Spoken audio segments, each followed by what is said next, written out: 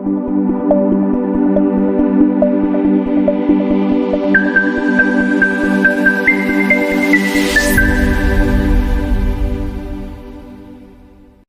and welcome to the first interview of our series featuring past area and worldwide winners from CYE Awards.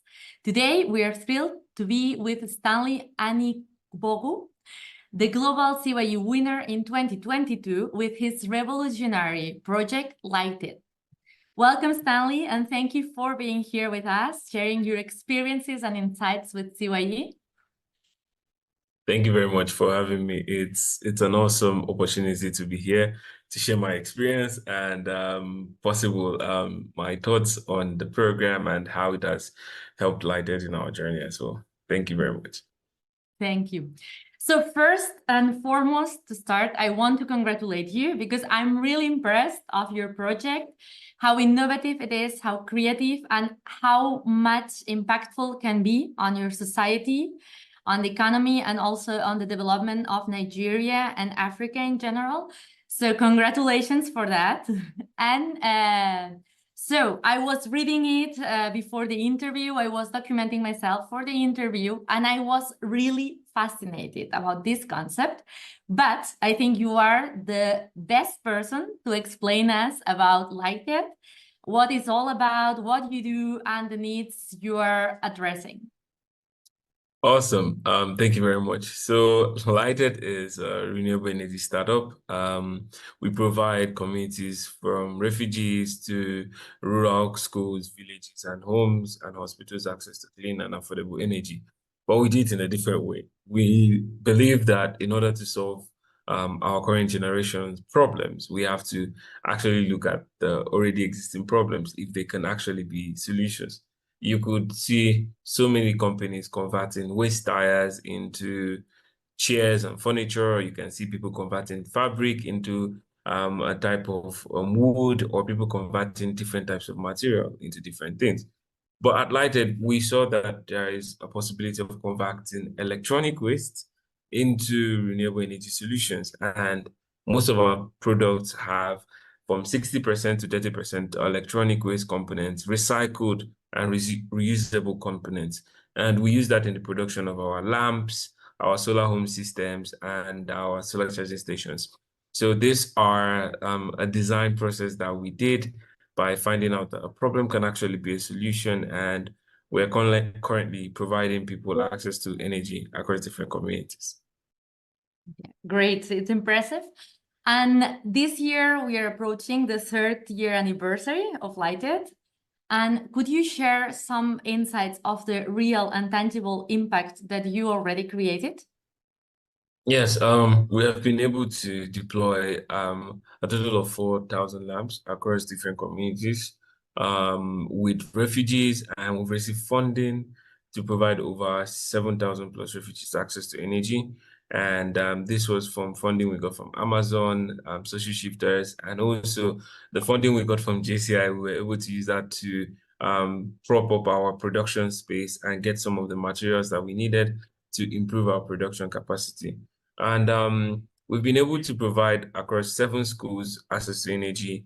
And right now we're developing a new project that is going to bring communities together using energy as a center and provide more people access to energy using less funding. So yeah, it's been an amazing journey for us. In total, we have provided direct access to energy to over 10,000 people in the space of 2 years, and we have big dreams, and we're striving to achieve them, and we're trying to get new partners and trying to collaborate with more organizations to reach more people and reach more communities and providing access to energy. Wow, that's great. That's incredible. I know because now you are talking about new sub-projects. I know you already had the Lighted Kits and Lighted Agents. Can you talk a little bit more about these sub-projects? So the Lighted Agents is a project that we're currently restructuring. It used to be having different agents in different communities where they serve as our tether to those communities. They provide those resources, those calls.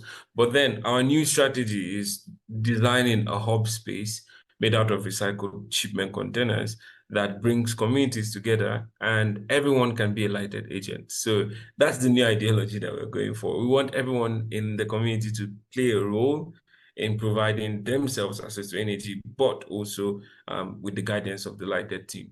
And currently right now, we have the Lighted Kids program, which is basically training kids in rural, it's part of our impact projects, train kids in urban areas, and we take them to rural communities where they perform this kind of training session with the kids in the communities and provide the kids access to renewable energy solutions and knowledge about renewable energy. So those are some of the projects that we have, and we're working on new projects that we're so excited to announce later on in the year. Wow. Yeah. Yeah. When you have new projects, let us know, because for sure in JCI we will be all amazed about this. And yeah, great. About talking about creating impact, about helping other people. Could you share a specific story where Lighted changed the life of someone, of a person or a community? I think the work we do every time does have that, I would call it a life-changing view. For example, if you see some of our videos on our social media pages, they look really emotional because you tend to connect with people when you give them something that they never seen before. Like it's a new experience for them. But one of the most impactful experiences that we've had is in a community where we provided a school of 15 classrooms. We gave the entire 15 classrooms access to lighting solutions, and the way the teacher and the students were happy and joyfully rejoicing that there was light in the classroom. And these classrooms usually use candles or lamps or even small portable lanterns that were not able to light up the entire classroom. So when we see the effect it has on the kids, that happiness, that joy, that reaction, that hope, I think the work we do every day reminds us why we shouldn't give up, and I think that's why we're still pushing.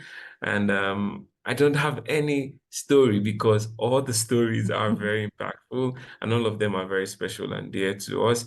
And yeah, I think the work we do is going to keep on growing, and hopefully more impactful stories would step out of them. Yeah. Yeah, certainly you are doing an inspiring job here. And I'm sure you are creating a lot of impact, not just to one person or two, but entire communities. So, wow. I wanted to ask you about how it's going inside the project, inside the company, because at the beginning you said when you started in CY, like when you were a candidate for CYE, you said that you wanted to also increase your expand in other continents, such as Asia. Yeah. And I want to ask you if you already did it, how is going the business? I think expansion is a very it's a very tricky journey. I think I learned in the beginning we were very ambitious. We are still ambitious. We still have missions, but we've understood that expansion doesn't just happen like that.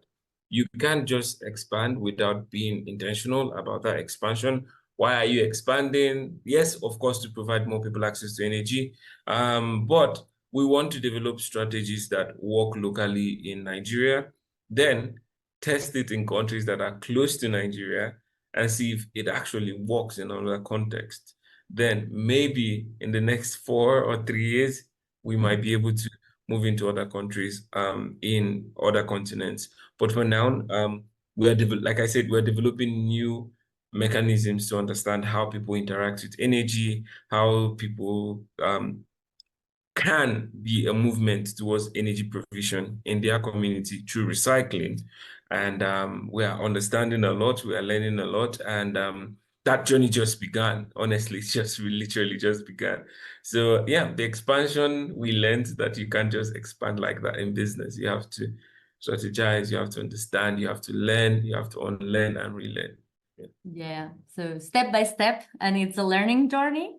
But you know, in case you want to expand, JCI is a worldwide network. So for sure, we can help you and at least promoting it and talking about your company so more people knows it from around the world.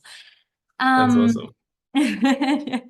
So now that we were talking about more maybe about reality and this trying to go outside, because I'm also an entrepreneur, and at the beginning sometimes we are super optimistic and ambitious, and then we realize, oh, there are obstacles.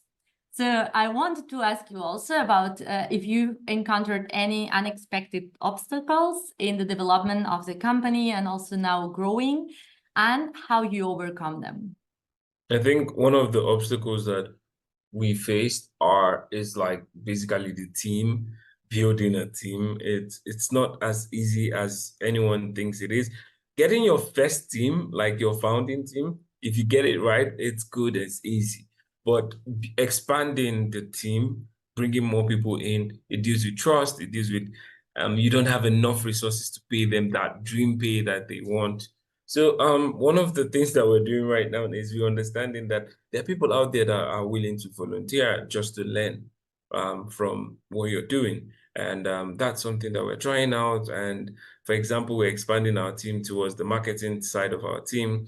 And we're bringing new people in, and there are people that want to work voluntarily. And that's something that we've learned that works. And we plan to do that while we are able to become more financially sustainable. That would allow us then maybe start paying people a large amount of money for them to be part of the team.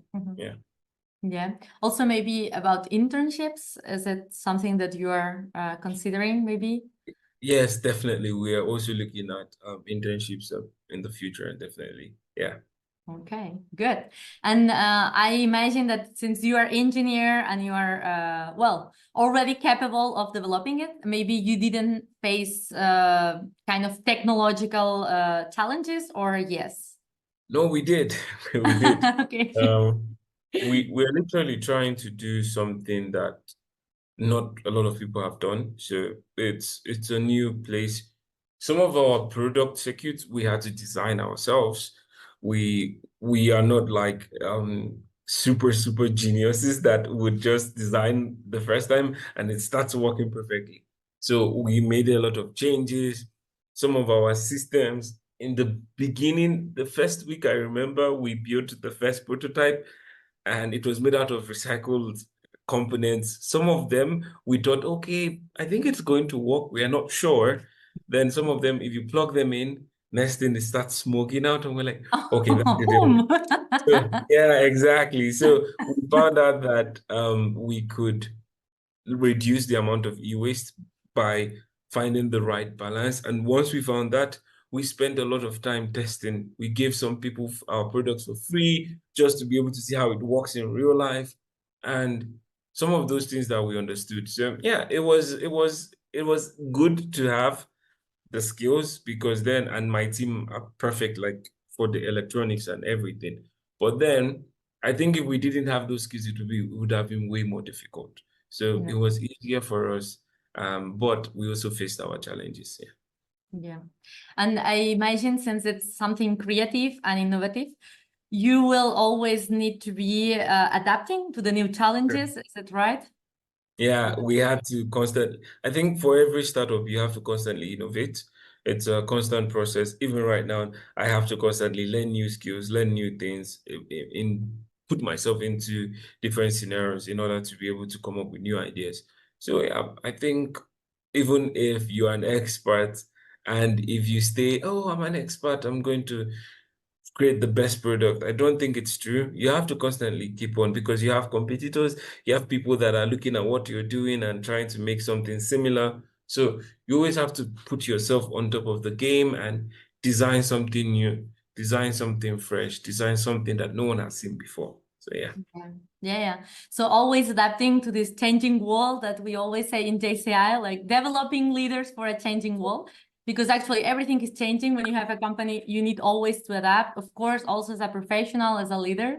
So yeah, for sure. And if you have a technological company, maybe even more than other sectors and areas of the industry.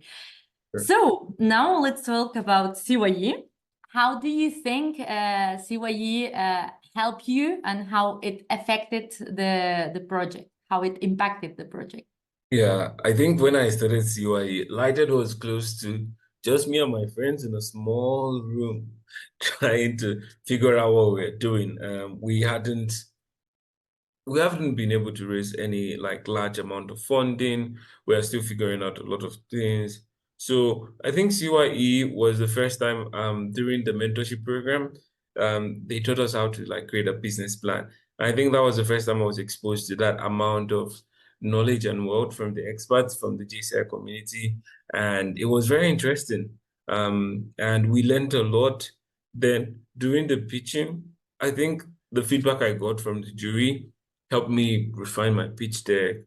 I even had to, it was funny because I had to take a risk. I was like, okay, I think I need to go and pitch physically. And I took the last money in my bank and I was like, okay, we're traveling to Tunisia and we're going to go and pitch. And it was a fun experience. I learned a lot.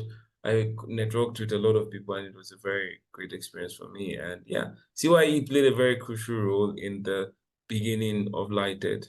Yeah. Mhm. So, and do you think that personally also impacted you and contributed to develop new skills or reinforce the skills that you already have? I think most of the skills that it reinforced were around business management skills that I didn't know, team management, and some of those things are it's still in my mind that I use from day to day. But the the technical part was always my forte. But yeah, it did help with the business management, and I did see a lot of experts, like different people pitch their ideas, and was very, very insightful and inspiring as well. Mm-hmm. So, what would you highlight the most about CYE? What was the thing that you liked it the most, you enjoyed the most? I think it's the community, the experience when I was in Tunisia. I think that was the best experience ever in any conference I've gone for. It was fun, it was creative, the whole event was, everyone was invested into it. And I think that's what made it a wonderful experience. I was excited I was probably going to travel for the final pitch until it Yeah. was, I was like, no. But yeah, in general, I think it was a very interesting experience.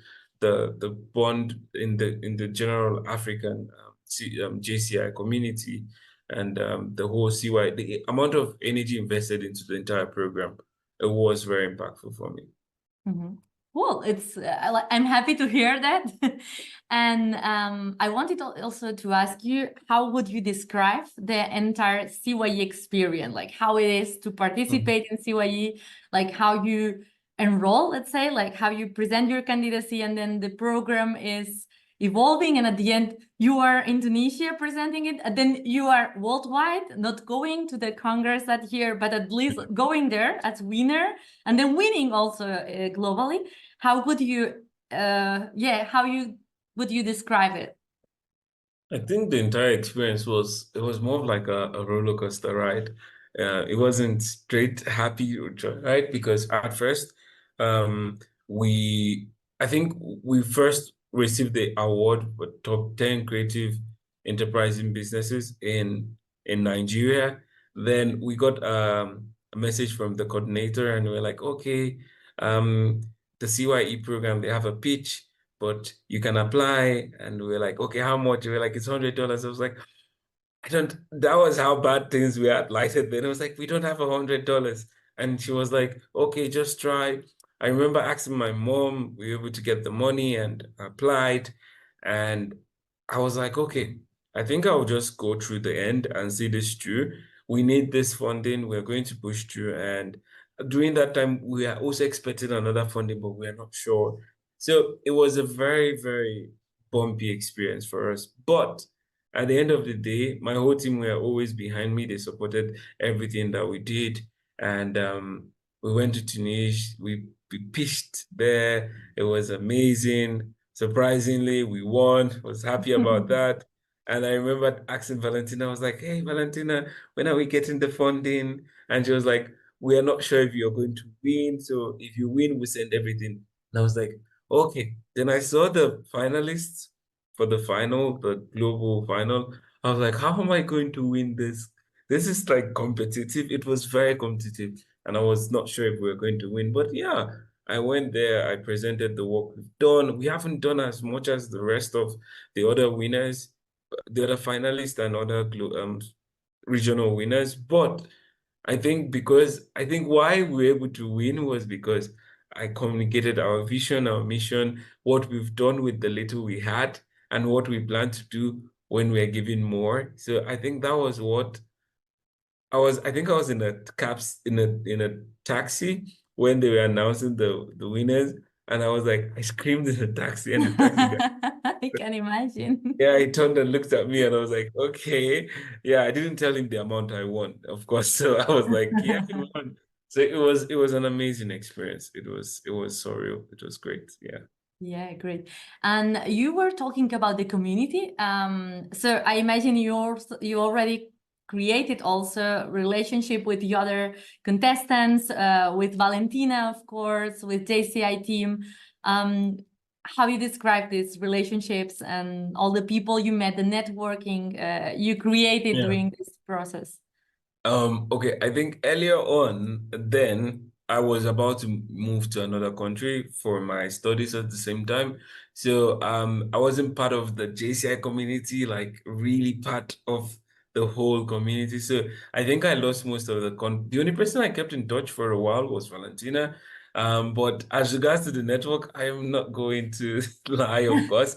I didn't keep in touch because sometimes the work we do, it tends to be overwhelming, and we are so focused on getting everything done. It's hard to build networks. But looking forward in the future, especially around the communities that we're building, we're going to be expanding to different parts of the world in the future. So definitely we're looking at partner organizations because we're not trying to expand lighted teams into different parts of the world. We're trying to expand our partnerships in different parts of the world. So for example, when we build our hub space, let's say in somewhere like Bangladesh, for example, and there's a JCI in Bangladesh, we could obviously partner with an organization to handle our energy deployment in that community while we handle the resources, the business part, and everything. So that's the future we're looking up to, and definitely we are open to partnership and networking, and that's something that we're looking forward to. Yeah. Yeah, great. Yeah, I'm sure you can do it for sure. Also, I wanted to ask, because you were talking about the high level of the other finalists. Yeah. Did you learn from them also some things, maybe during the journey, maybe from their speeches? I think something I learned was, oh, of course, I did win. But there was one of the presenters, I've forgotten, I think he's from India. He wasn't there for the funding. He was there for the network and the potential mentors to guide what he was doing. And I think that's something I learned. Sometimes you don't have to pitch just for the money. You have to also pitch for the mentorship and the guidance and the support after the program and after the funding. So I think that's something I learned from, and I have used that in some of the programs I've been in, apart from JCY, CYE. I think some of the things I've done is try to maintain relationships with the program, then see that there are other benefits that I also could get that is currently helping my business. So yeah, that's one of the things I picked up. Apart from that, I don't think there is any other thing. I think that was a very important lesson, yeah, for me. Yeah, definitely. I completely agree, because sometimes when we talk about CYE, I'm always saying it's not if you win or not. Of course, everyone wants to win, or yeah, that's when you inscribe as candidate, you want to win. But Yeah. I think the journey, the learning that you do, also in some countries where they do the national CYE awards and then they go international, is okay. You learn a lot. You have the mentoring, you have the networking, you have this guidance. Maybe you have been asked questions that you would never answer before, like doing a business plan, or questions that's like, oh, I have to describe this and I never thought about this before. So I really think this program is not just about the money or the or the recognition if you win, but also the everything you learn during the program and during all the preparation, and also to do public speaking. Sometimes contestants are like, oh, I never did it before, and or at least not in English, for example. So yeah, I think it's super great. I totally agree with that. Yeah. That's so true. And I wanted also to ask you if you have an advice for someone who is thinking about participating in CYE and founding their creative company business. What would you say them as an advice? I think I would advise anyone starting a business. It is very difficult. It is stressful. It will break you and make you at the same time, but it is worth it. I wouldn't do any other thing than designing products for people, seeing the reactions, the joy. So the advice I would give is when it starts getting difficult, when it starts getting hard, when you start doubting yourself, look at how far you've come, look at how far you can go, and don't give up. And always be open to learn and collaborate with other people. I think that's something I've learned from 2 years of doing hardcore lighted business. So I think that's something I've picked up and learned. So I think just keep on pushing, keep on doing what you're doing. If you don't win, winning is not everything. That's something I also learned. I still get a lot of rejection emails. I still keep on trying. I still reach out to partners. Some of them ignore us, some of them reply, some of them agree. So it's always about trying and pushing and rolling with the rumble. But at the same time, I think whenever someone says no, it means next opportunity, and you just have to keep pushing. That's my advice. Yeah, it's inspiring. It's super inspiring. And again, I totally agree. Perseverance is super important when growing a business. So good advice, excellent advice, actually.